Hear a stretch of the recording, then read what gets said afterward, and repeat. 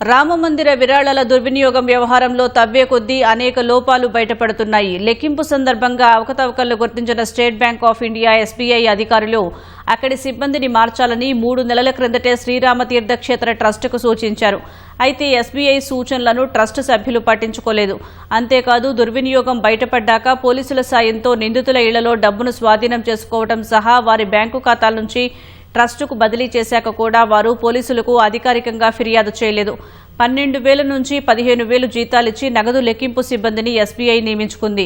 వీరిపై అనుమానం రావడంతో సిబ్బందిని మార్చాలని బ్యాంకు సూచించింది. అవుట్సోర్సింగ్ ఏజెన్సీ వీరిని తొలగించేందుకు సిద్ధమైన ట్రస్ట్ అధికారులు సిబ్బందిని కాపాడారని తెలుస్తోంది. మరోవైపు ఈ నెల 5న ట్రస్ట్ సభ్యులు, ఆలయ భద్రతా సిబ్బంది, పోలీసులు కలిసి ఆరోపణలు ఎదుర్కొంటున్న నిందితుల ఇళ్లకు వెళ్లి వారి నుంచి దాదాపు 58 లక్షలు స్వాధీనం చేసుకున్నారు. అయినా నగదు దోచుకున్న వ్యక్తులపై 20 రోజుల వరకు ట్రస్ట్ ఎలాంటి ఫిర్యాదు చేయకపోవడం గమనార్హం.